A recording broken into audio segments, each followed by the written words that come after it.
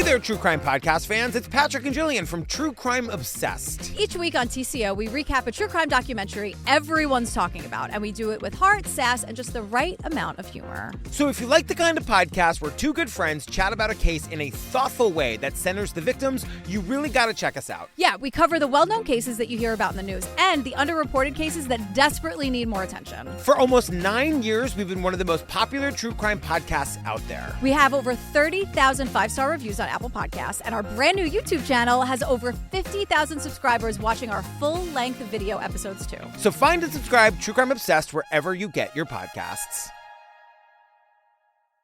What Came Next is intended for mature audiences only. Episodes discuss topics that can be triggering, such as emotional, physical, and sexual violence, animal abuse, suicide, and murder. I am not a therapist, nor am I a doctor. If you're in need of support, please visit somethingwaswrong.com/resources for a list of nonprofit organizations that can help. Opinions expressed by my guests on the show are their own and do not necessarily represent the views of myself or Broken Cycle Media. Resources and source material are linked in the episode notes. Thank you so much for listening.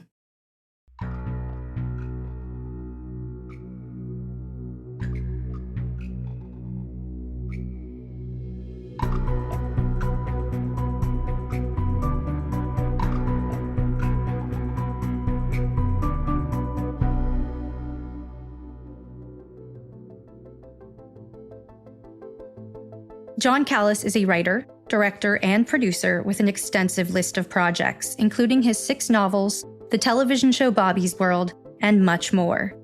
His career began in the mid-'70s and offered John a creative outlet after a very tumultuous childhood.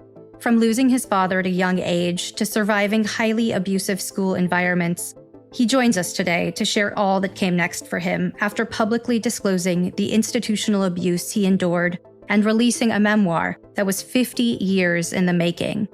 The Broken Cycle Media team is deeply appreciative of John's time, energy, and creativity in curating healing. Hi, I'm John Callas. My loved ones would describe me as a very loyal father, dedicated to his children, will do anything for his friends, is very open and honest, there's no hidden agenda. But there are some rules with him and boundaries that you don't cross. You don't ever disrespect my family or hurt them. You don't lie to me, and you don't cheat or steal. Any of those will trigger me to saying, we're done. Overall, they would say that if John says something, you can bet that he will do what he says he will do. I'm a 40-year writer, director, producer, veteran in Hollywood that has 8 award-winning productions, including an Emmy nomination. It's been a wonderful career that hasn't always been easy. Yes, there were a lot of fun times, but there were a lot of hard times too. But as a filmmaker, I think that the joy for me has always been to tell stories and watch the audience respond. Through my characters, I get to say things that have some message in a sense. As a result of that, I wound up writing 6 novels as well. So I try to keep busy. Through my life, I've had to overcome traumas and depression to become a whole person again. Once I understood that, I started looking back at my own life. I tried to unravel where everything began, because if you're going to go in search of your own heart and healing, you've got to know the beginning. For me, it was literally 10 days after my 3rd birthday, my dad died. I felt abandoned. I felt really lost. My hero was gone. The person that I loved was gone. I started acting out. I became a real problem child. I was just completely distraught. I started having dreams of falling in a spiral, and I couldn't get out of it. I'd wake up sweating. I didn't want to go back to sleep. And it was compounded every day by the fact that I lost my dad. My mother, unfortunately, was pregnant with a 4th kid and miscarried. So there she is with no visible means of support, no husband, 3 mouths to feed, rent to pay, and no job. So that was the start of my traumas, and it went from there. I grew up in a very rough neighborhood. It was Jersey City back in the early 50s. If you didn't have street sense, you were going to get squashed. It was a very impoverished neighborhood. We all got into fights together. We would set up these cardboard boxes and throw mud pies at each other. Eventually, rocks would get thrown, and it got bloody at times. I had so much anger and so much fear of the unknown. So it was not a real great beginning. By the time I was 12, my mother had found a husband, basically. At that time, I had been getting into so much trouble with the police. I went to a party with a friend who I asked him to borrow his parents' car to take this girl home who was going to be late and grounded forever. And when I drove back, the police were all over the place and the parents are there. And the kid was telling the police and his parents that I stole the car, which I didn't. So that wound me up in jail overnight until my parents got me. The courts had given my parents a decision. Either they were going to send me to reform school or I would have to be shipped off to military school. My mother drove me from New Jersey to New York City, put me on a train by myself at 12 years old to go from New York City to Virginia to a military school. I get on the train. I'm scared to death. Now I'm feeling double abandonment. First, my father dies and abandoned me. Now my mother is abandoning me. From my little boy's perspective, I looked at that as complete betrayal. She hated me. She didn't love me. She wanted to get rid of me to hang out with her new husband. The train started pulling out. She turned away and started walking away. And I just looked at her wishing she would just come and get me off the train and bring me home. It wasn't until I was an adult, we had a little chat, my mom and I, that I realized what was going on. I told her, I said, why did you abandon me? How could you turn away from your son? And she said, John, honest to God, the reason I turned away is I was crying. I couldn't stand the fact that I was sending my little baby at 12 years old to a military school. Had I not turned away, I probably would have pulled you off the train. I don't think I've ever been so scared in my life. One cadet came over and said, hey, are you John? I said, yeah, why? What's it to you? And he said, so you're a wise guy. I said, what the F do you want? He goes, your mother gave me money to make sure you got on the train in DC so you didn't miss it. Just follow us and you'll be fine. I heard them talking. One kid said, what a jerk. And I looked up and I said, well, at least I'm not a. He came over. He says, what did you just call me? I said, you heard me. He smacked me. So I punched him and a brawl started out. And the conductor had to break it up. And I'm sitting in the seat bleeding. He's sitting in the seat bleeding. The anger just kept swelling up. Then we arrived at the station in Virginia. We were assigned vans to get in. While I was driving up there, some of my clothes fell out and I was trying to put them back in my duffel bag. And the cadets in there thought it was funny. So they started pushing me around. And that just started building up my anger even more because I was just not used to this. Where I came from, if somebody pushed you pushed them back. I get into my room the first night. The student that I was bunking with, the bells go off and he shuts off the lights. I turn him back on. He goes, what are you doing? We're going to get in trouble. Down the hall, I heard, whose lights on? So I go out in the hallway, put my foot up against the wall. I turned my head over to him and I said, I have the lights on. What's it to you? This guy comes walking down the hall. He's got stripes up and down his arm. He turns to me and he goes, you will address me as Mr. or Sir. I said, okay, Mister, what's the F all this about the lights? Bam, I went out. I woke up and he said, now you call me my proper name or you're going to get it again. I said, you mean like asshole? Bam, out again we went. The third time I woke up, I was surrounded by a bunch of captains and they stood me up. And the captain said, so I understand you got a mouth on your wise ass. I said, no, I just don't like people pushing me or telling me what to do. He goes, you're going to have to get used to it, pal, because you're in military school. I said, I don't think so, asshole. Bam, out the third time. So I woke up and I'm standing there. I said, next guy that takes a swing's going down. They all started laughing. So I talked to the captain and he went out. They beat the shit out of me after that. They dragged me back to my room. My roommate, who didn't really know me, got out of bed and he says, you're going to have to learn to keep your mouth shut. So the first night there, I got knocked out 3 times. That was the beginning of my military school experience.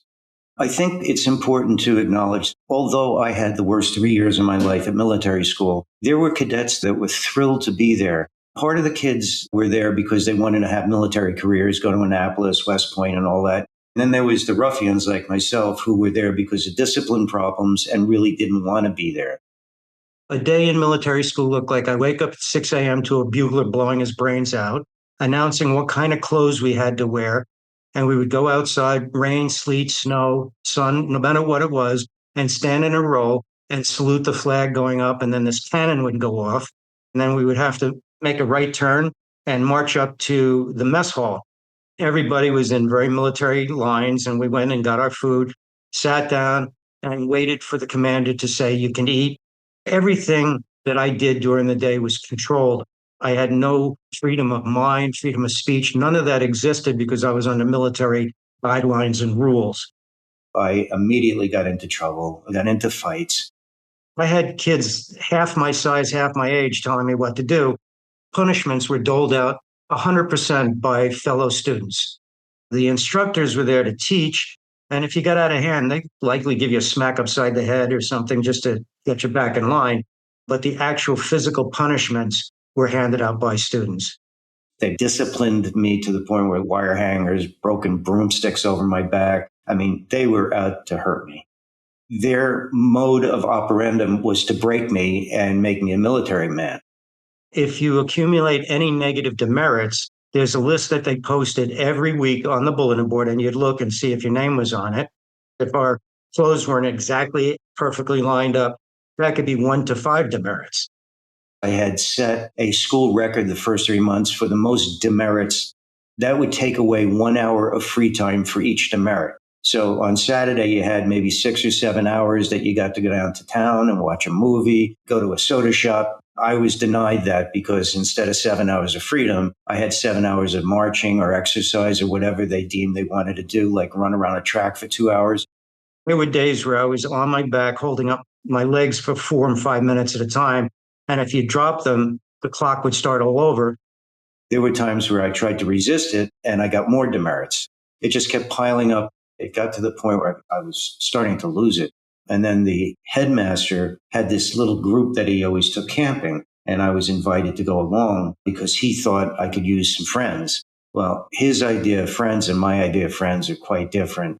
I witnessed something that evening with he and one of the younger cadets. I zipped my bag up around my head and said, I got to get out of here. I can't do this. That was kind of a second double whammy on my sexual assault of life and confusion. Because when I was very young, before I was sent away to military school, I was raped basically by my sister's friend. Eventually, I got to go from the junior school, which is down the hill, to the senior school, which is up the hill, where all the big boys hang out. By this time, I had literally run away from school 6 times. I had called my mother on each of the 6 occasions that I ran away from school, and she said, come on, you're exaggerating, they're not hitting you.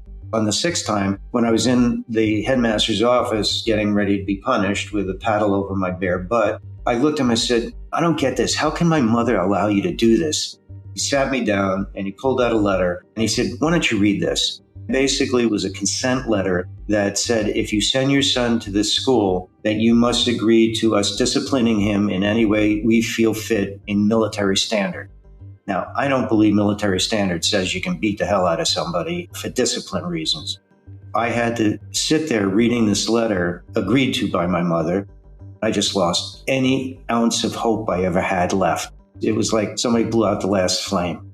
It was gone. I was just a shell of a person at that point.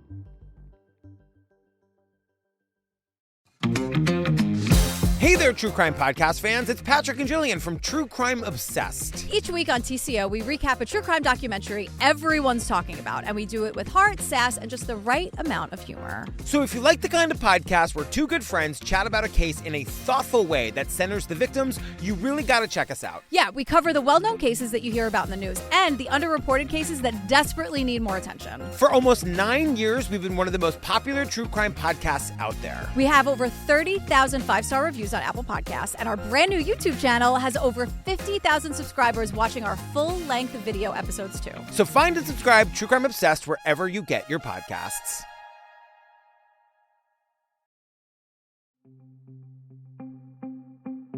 One day in our platoon lineup for breakfast, this kid walks in and stands in the squad next to me, and he has long hair.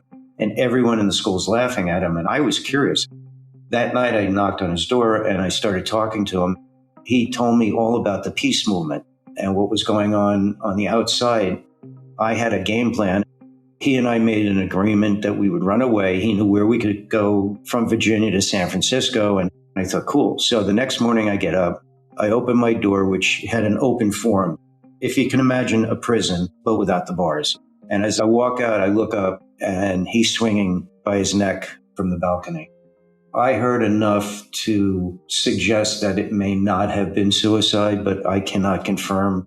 But I felt once again the abandonment issue came in. It just felt like every time I turned around, somebody in my life was either dying, abandoning me, or something that continued the trauma to be implanted deeper and deeper into the heart. What it also did for me is it gave me a fear of making a close friend. I was afraid to get close to anyone because I was afraid they were going to die or leave me. That took a long time in life to get over before I could actually have a friend come into my life again. I was in military school for 3 years, and that was enough to drive anyone completely, utterly insane. Mid-60s, I went to my parents and said, here's the deal. If you even think of sending me back to that school, I'm going to jump off the train. You'll never see me again, and that'll be the end of us. So they decided to send me to a private school instead. The initial response was, oh, great, I'm at a military school. I don't have to wear this uniform anymore. Although I was told I would have to wear a tie and a blazer, I didn't care about that because it was civilian clothes. And on the weekends and after school, you can get in your dungarees. I thought, man, I'm going to have a great time here. First day in private school, I'm sitting in the little lounge that we all had before breakfast. And this 6'5" guy walks up to me. And he looks at me and says, hey, are you the kid from military school? I put my head down and my only thought was, oh, sweet Jesus, this isn't going to start again, is it? I looked up and I said, yeah, I went to military school. He goes, well, did they teach you how to kill there? And I'm thinking, why would you ask a question so stupid like this? I said to him, I don't want any trouble. I'm past all of that. I don't want to even think about it. He goes, stand up. I want you to show me how you could kill me. I said, no, I'm not going to do that. I'm into peace. He wouldn't leave me alone for 3 years. I went to the headmaster all the time and asked him to please tell him to stop bugging me. He would spit on me. He would push me. He was trying to get me to fight with him, and I just wouldn't do it. 15 years old, I was in that private school, and I had it. I wanted all the pain to stop. I didn't want to go through this anymore. So I decided one night that this was the night it would end. And I walked down to the end of the dock in front of this giant lake that was partially frozen. I said, it stops now, and I jumped in. When I got underwater and the water rushed into my lungs, a thought hit me that I didn't want to die. There's got to be something better. And I jumped out, sat on the dock freezing for a long time, and then went and got warmed up and everything. The next day, I guess it got around campus what I had done. And the soccer coach came to me and said, hey, why don't you try out for soccer? I said, Coach, thanks, but I don't play sports. He goes, why? Didn't your dad and you go out and play baseball and stuff? I just put my head down and he knew something was up. After a while, he got the whole story out of me. He said, would you allow me to help you play soccer? I said, why would you do that? I don't even know you. He says, because I think there's something there that you'll enjoy. And so I got on the soccer field. It turned out I was a really good defenseman because you had an opportunity to run around and get a lot of aggression out. So after that, the wrestling coach saw that and he came to me. He says, I'd like you to wrestle. I said, no. He says, I'm your chemistry teacher. Wouldn't you like an A? I said, that sounds like blackmail. He said, it is. Okay, you got a sense of humor. I'll go. I became undefeated in wrestling in the tri-state area. Sports gave me an outlet to express my anger, my competition, which actually was one of the minor little flames that lit. I started building, without me even knowing about it, some confidence in myself. I was achieving something which I didn't realize was part of recovery. Through all of this, my math teacher found out about my plight, and he pulled me in his office and he said, there are good thoughts and bad thoughts, and it's all like everyone's opinion, right? I said, yeah. He says, in math, you don't have opinions. You have only facts, and nobody can argue those facts. Something in my brain just went click, and I said, wow, I found something that I don't have to be afraid of. If I put the numbers in the right order, if I do the multiplications correctly, the answer is indisputable. He gave me yet another spark that I didn't even realize was in there. All these mentors started coming into my life, and I didn't even know what a mentor was or that I was even being affected by it. But looking back as an adult, I can start to piece together where those little sparks started triggering something to ignite the fuse for me to move forward with my life. When I got to college, I started as a chemistry major because of the fact that my father had died of cancer. I was determined to find a cure for it. But my teacher soon realized that I was in the wrong study area, and he saw something creative in me. After a couple of semesters of chemistry, my chemistry teacher took me for a walk and said, I need to talk to you. You're a straight A student in chemistry. You do 3-hour labs in 45 minutes. He goes, but you're not a chemist. You're an artist, and you need to find yourself. He says, you're out of my class. I'm going to tell the dean you need to find another class. I sat on the grass in the quad, completely confused, going, I really don't know what's going on with my life. And this friend of mine, Liz, sits next to me and says, what's up? I told her, and she started laughing. She goes, forget him. I need some help. Can you help me? So she brings me over to this room, and I walk in, and there are all these people on a stage. And I'm handed a script. I said, what's this? And said, your part is this. You just read that. So I get up on stage, and I'm starting to read. The director gives me a little direction. About an hour in, I said, hey, listen, I've got to go do my homework. It's getting late. And he goes, you can't leave a rehearsal. I looked at Liz, who had a big smile on her face. I said, you little stinker, you. And then the whole cast came around me, said, congratulations on the part. You're going to be really good. And it just felt like I found something finally. I found a group of people that worked for a creative endeavor, which was really cool, which I'd never experienced. And by the second year, I wrote my first play, presented it to the parent-teacher weekend, which was very successful. After being at my first college, it was during the Kent State era, and revolution was breaking out. On May 4th, 1970, the Ohio National Guard shot at a group of anti-war protesters on the Kent State University campus. They killed 4 and wounded 9 unarmed students protesting the Vietnam War. It was the first time a student was killed in an anti-war gathering in United States history. Countrywide protests unfolded as a result, which forced the temporary closure of colleges and universities across the country. Everything was going crazy. All the schools closed down. So I went back to New Jersey and went to a guidance counselor in New York to find another school. He found one in Colorado and said, they have a program that I think you'll really enjoy. It's a program called the University Without Walls. That's a program where kids who know what they want to do in life have the guidance of the teachers, but they don't go to classes anymore. You structure your course curriculum with them. That kind of launched me into a really solid career towards theater. When I got to Colorado, a woman took me up to a little mountain town called Evergreen. It's about a little over 8,000 feet tall. It was stunning. It had a beautiful lake and this little road that went for 6 miles. She took me to a cabin, and there were a bunch of kids there, all long hair. My hair was starting to grow out by that time. They welcomed me as if I was their brother. I felt so at ease with them. She said, you should try to find a cabin up here. Believe it or not, about 2 weeks later, one of the kids in the group said, hey, John, Mr. Hurley's renting a cabin. You want to look at it? I said, heck yeah. So we drove up to the cabin. It was literally in this little cul-de-sac in amongst 100-foot ponderosas. The road ended right where my cabin was, and it turned into the national forest. So I was at the edge of civilization. I started living in the mountains. A few other people moved in next door to me, and I met a man named Mark O'Brien. He had left Fordham University studying law because he finally said, I'm sick of society. I just want to go live in the mountains. I didn't know it at the time, but he was incredibly spiritually evolved. One night, he got my whole story out of me. He started teaching me life on a chessboard. And I said, every move I make or you make, there's a counter move, and you have to look at what reason your opponent made that move. Then he started teaching me how to meditate. He and I talked spiritually for a long time, and finally one night he said, John, I have to ask you a question. You've always told me that you've always wanted to forgive this person and forgive that person for all the trauma that you had dumped on you. Forget about forgiving them. He says, you can't forgive them until you do the most important step in your life. You have got to learn to forgive yourself. When I was first realizing I had some serious issues that I couldn't get my head on top of, I went to see a therapist. I was nervous because I'd never been to a therapist. And I told him a little bit about my background. He goes, here's what I want you to do. I want you to write 2 or 3 pages about your background, what happened to you, a little bit about your military school, just so I can get a better understanding. So I did it, handed it to him the next time. The third time I walked in, he said, I've been a therapist a long time. I have no idea how you got through this. There's just no way you could have done this on your own. I said, well, it seemed like it was on my own, but there were a lot of people that were there pushing me along the way.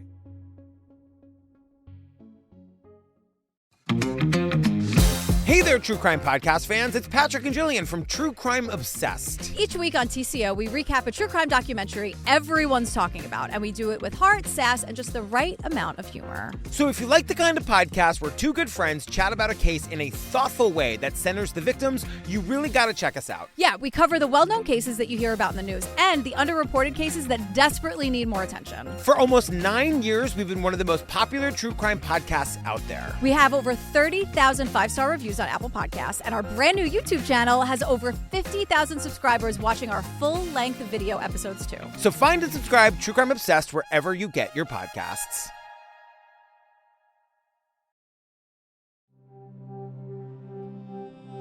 After the therapist had me write those few pages, I discovered another therapist that said, you should look at this book called The Artist's Way. And the idea of the book was to write 3 pages every day for 12 weeks. So I started doing that. One morning I didn't have anything to write, and I said, well, I'm looking out my window. It's starting to drizzle. I looked up and 3 pages had gone by. So instead of 12 weeks, it turned into 12 months. I wrote volumes of pages. To this day, I have never read everything, but I soon realized it was the genesis of When the Rain Stops. I was pretty much trying to unravel emotions in my life. I started sharing a little bit with my wife and my therapist and my friend, who's a brilliant writer. I decided to put more of a timeline together. So I created a character, and forgive me, I don't remember the name of the character. I'll call him Ed for now. And I handed it to David and my wife. They both read it, and they both came back with the same comment. They were yelling at me. You're making this story about Ed. Nobody's going to believe this stuff. This is all true, right? And I said, every last word of it. Then it's got to be about you.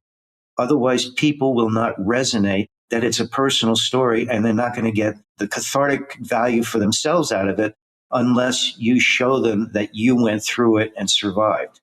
That was incredibly difficult because I sat in my office reading it a bit, and I was thinking, I'm scared to death to tell everyone this. What if people laugh at me? It really went through my head hard. And I said, okay, I got to calm down here. Yes, that's a possibility, but you haven't released it yet, so there's still time. Let's just take a deep breath. I was sitting trying to come up with a theme. As a filmmaker, especially as a writer, screenwriter, you have to look at theme as a very important part of any work. I kept thinking to myself, what's the theme in this book besides healing and recovery? I said, all right, well, it's about your heart. It hurts. It just feels like it's always raining. Everything's pouring into my heart. And I went, well, if it's raining emotions into your heart and trauma, what happens when it stops? As soon as I said that, I said, When the Rain Stops. That's the title of my book. That's when I went back and did a little rewriting. I found the theme to be able to make the title of the book. And then I had all sorts of design covers for it. I just made it a very simple, peaceful sunset. Like you've come to the completion and it's colorful and everything. And I took one look at it and fell in love with it. That's how the genesis and the name of the book came about. I wrote the whole story. I read it and I thought, my mother comes off like a really bad person at the beginning, and I don't want people to feel like hating her because she turned out to be the best thing that ever happened in my life. Then at 3:00 in the morning, I woke up and said, 2 voices. I said, all right, I'll tell the story from my 3-year-old all the way to my X amount of year old. Each section, I'm going to put a little separate section in gray of the adult looking back and explaining that my perception of reality there wasn't what the truth was, especially about my mother. I mean, she made the hardest decision in her life. If it was a different time and there was therapy and we had the money to do that, maybe we could have skipped the military school and some of the abuse and abandonment, but life unfolded the way it did. So that's when I wrote the 2 voices. I had reached out to a friend of mine on Facebook who does book reviews. And I said, would you mind looking this over and just giving me your opinion? I don't want you to write a review in case you hate it or something. 2 or 3 weeks later, I get an email from his wife. He said, we sat down and read your book over the weekend aloud to each other.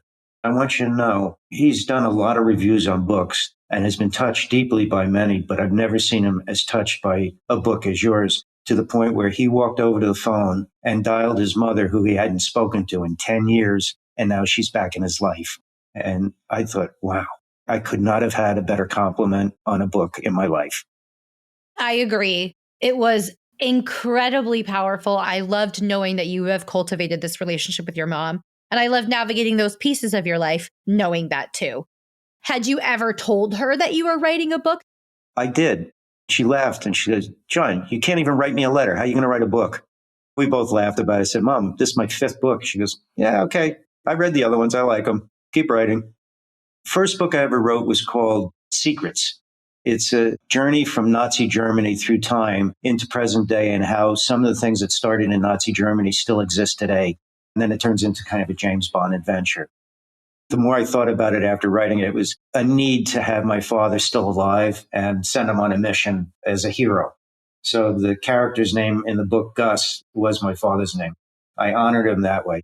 I wrote a novel, No Solicitors, that I turned into a script that I wrote, directed, and produced a film starring Eric Roberts, who was an Academy Award nominee, that's still in release in Tubi and all sorts of other places worldwide. What role do you feel film and television play in the way society relates to victims at large? And how do you wish projects, whether dramatized or scripted projects, portrayed victims differently? If you think about how we grew up, I remember watching on TV where the news would say, a woman got in a car accident and she was rushed to the hospital. And everyone went, oh my God. Now it's like, there was a mass shooting today. 9 kids got killed and 4 teachers. Oh, that's a shame. What else is on TV? People are getting really numb to this, which is not good. We can't do that. We have to stay focused on this. I think we have to start by understanding that, unfortunately, Hollywood in film, TV, and video games has normalized violence. It's something that we really have to look at because it's influencing our kids. Today, with all these blockbusters that show the protagonist solving problems by using guns and violence is not setting good examples for us. We really need to find other ways to do that. The argument that guns and violence sell better than anything else is nonsense because Titanic brought in $2.2 billion. We've got to start finding ways to educate the studios, to re-educate the public that'll help unnormalize gun violence in films and video games. I appreciate that perspective, and I think that's incredibly important to talk about.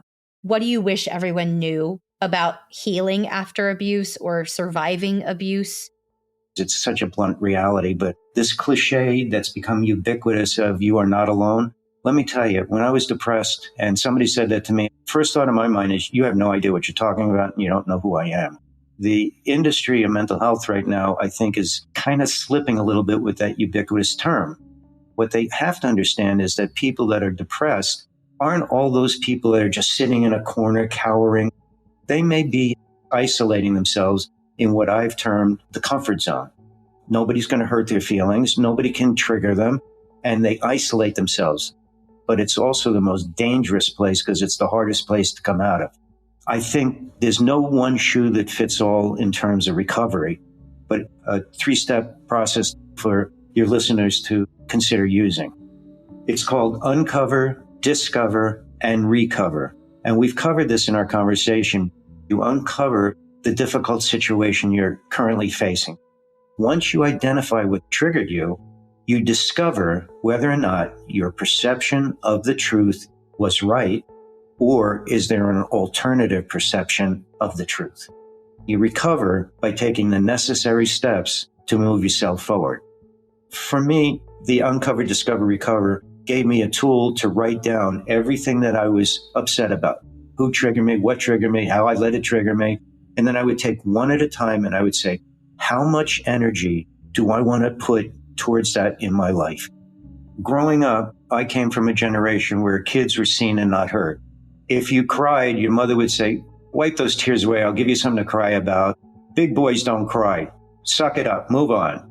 And it's really confusing for men. Men stop talking about their feelings and emotions, and we bury it. And it comes out in misdirected anger and frustration at something that has nothing to do with what the real feeling is. We have got to understand that having feelings is fine. It's part of life. You're entitled to have those feelings. And you're also entitled to seek help. You have to be willing to learn to communicate. You have to be willing to say, I'm okay. I just have this issue and I need to talk about it. If a therapist helps, do that. If writing helps, do that. If talking to your partner, do that. but come out and talk about your feelings. It's okay. It's not a matter of bravery. It's really just a matter of being able to talk about it. After so many podcasts and talking about this, it has enriched my life and it has made me let go of so much that I thought I was over, but I hadn't. Because after some of the podcasts, I literally had broken down crying, thinking, I didn't even remember that. It hurts so bad to go back there again. And it just flushes your system out. And the addendum to that, because you put it out there, it doesn't mean it's gone forever. It may rear its ugly head a couple of more times, once in a while for the rest of your life. It's okay. Don't deny the feeling. Sit with the feeling. Just don't overindulge yourself. Allow yourself to process it. If you have to cry, cry. If you have to punch a pillow, do that. If you have to go outside and scream, whatever it takes, allow yourself to feel that. And that will help you on the long term know how to deal with it. I want to help direct people now to your platforms. I know you have johncallas.com, which is an extensive picture of your filmography and everything you've done. Where else can people find you or look your projects up? A couple of things you can do. You can go to Amazon, type in John Callas. It shows all the books. I'm also on Instagram, Twitter. Thank you so much for the information, the awareness.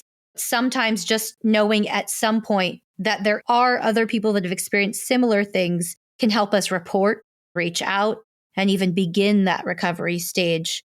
I deeply appreciate what you've contributed to the world. You're very welcome. It's my pleasure. I think it's important for people to come together and help each other. It's what the world should be about. Thank you so much for listening to today's episode.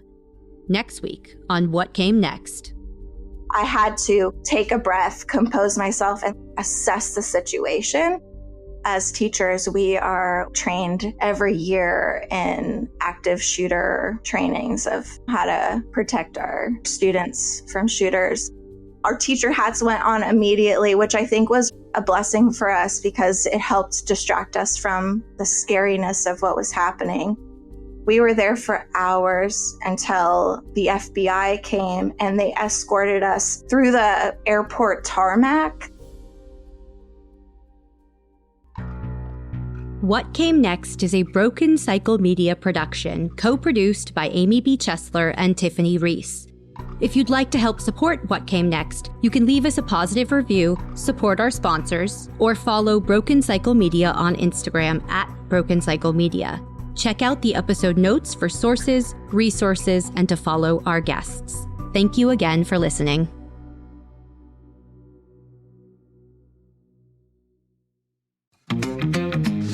Hey there, True Crime Podcast fans. It's Patrick and Jillian from True Crime Obsessed. Each week on TCO, we recap a true crime documentary everyone's talking about, and we do it with heart, sass, and just the right amount of humor. So if you like the kind of podcast where two good friends chat about a case in a thoughtful way that centers the victims, you really got to check us out. Yeah, we cover the well-known cases that you hear about in the news and the underreported cases that desperately need more attention. For almost 9 years, we've been one of the most popular true crime podcasts out there. We have over 30,000 five-star reviews on Apple Podcasts, and our brand new YouTube channel has over 50,000 subscribers watching our full-length video episodes too. So find and subscribe True Crime Obsessed wherever you get your podcasts.